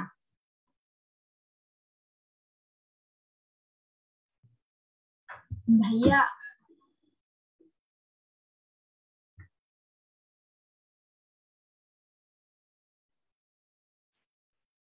নেট চলে গেছিল। আচ্ছা,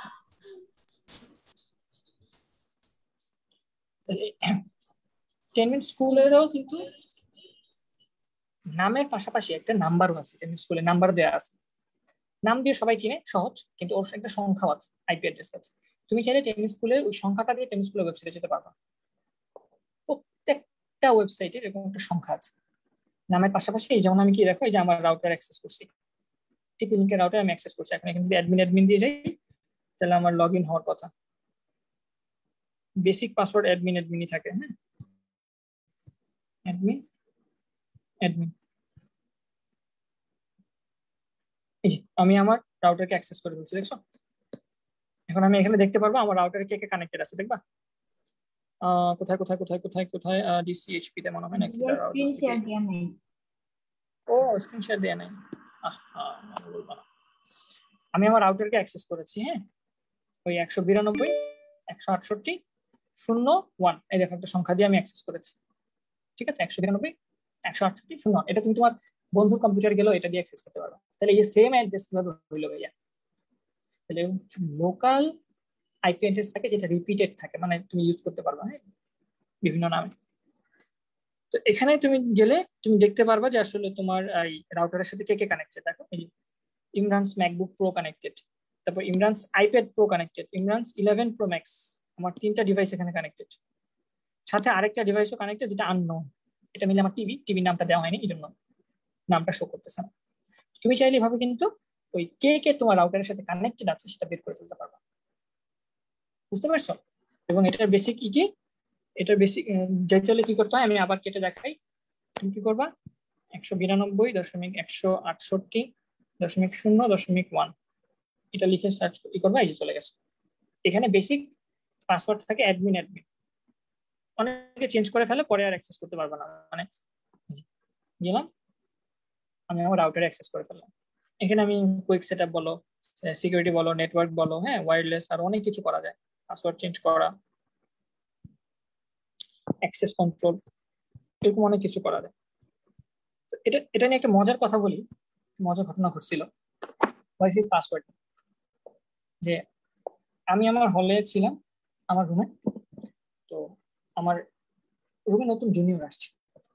জুনিয়র এসে সে তো ওয়াইফাই ইউজ করতে পারতেছে না। সে অনেকক্ষণ ইতস্তত করে পরে আমার কাছে আসছে যে ভাইয়া ওয়াইফাই পাসওয়ার্ডটা দেওয়া যাবে? পরে আমি বলছি যে দেওয়া যাবে না, সরি বলা যাবে না, বলছি বলা যাবে না। পরে ও চলে গেছে, আর কিছু বলে না।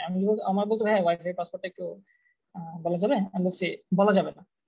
বলছি বলা যাবে না, মোবাইল নিয়ে আসছিলাম, বলছি বলা যাবে না। তো চলে গেছে।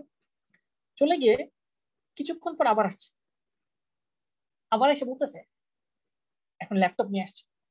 ল্যাপটপ নিয়ে এসে বলতেছে ভাই ভাই আপনি তো বলছেন বলা যাবে না, একটু এখানে লিখে দেন, টাইপ করে দেন, পাসওয়ার্ড টাইপ করে দেন। পরে আমি বললাম যারে বোকা, আমার পাসওয়ার্ডটি হচ্ছে বলা যাবে না। বুঝতে পারছো? মানে আমার পাসওয়ার্ড হচ্ছে BOLAJABENA, না, বলা যাবে না। তো জিনিসটা খুব আমার কাছে মজা লাগছিল। পরে বলছে ভাই কি বলেন?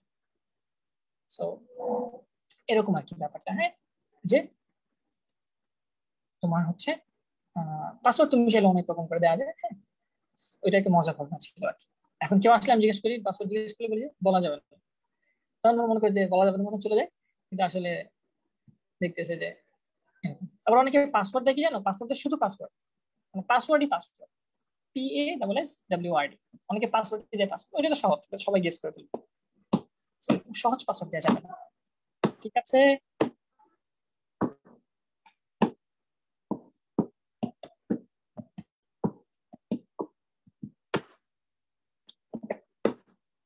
এই তো মোটামুটি আজকে অনেক কথা বললাম। আশা করি তোমরা এনজয় করতে পারছো, যে চ্যাপ্টারটা মজা পাইছো, এবং ভালো লাগছে তোমাদের কাছে। আমি জানি না, আমি অনেক কথাবার্তা বলছি হয়তো। তোমরা আরো বড় হও, আমি তোমাদের হয়তো জাস্ট ঝাপসা ধারণা দিচ্ছি, তোমাদের এখনো ডিটেলস পড়াই নাই। সিএসসি নিয়ে পড়বা, ট্রিপলি নিয়ে পড়বা, সিকিউরিটি নিয়ে পড়বা, তখন আরো অনেক ডিটেলসে পড়ানো যায়। আইপি অ্যাড্রেস আমার কিছুই বলি না আমি, আইপি অ্যাড্রেস নিয়ে অনেক কিছু করা যায়, তো এগুলো এখন বলার দরকার নেই। সিএসসি নিয়ে পড়ো, ইউনিভার্সিটিতে ওঠো, চাকরিতে যাও, তখন আরো অনেক কিছু শিখবা। তো এই পর্যন্ত থাকুক, ইনশাআল্লাহ নেক্সট ক্লাসে দেখা হচ্ছে।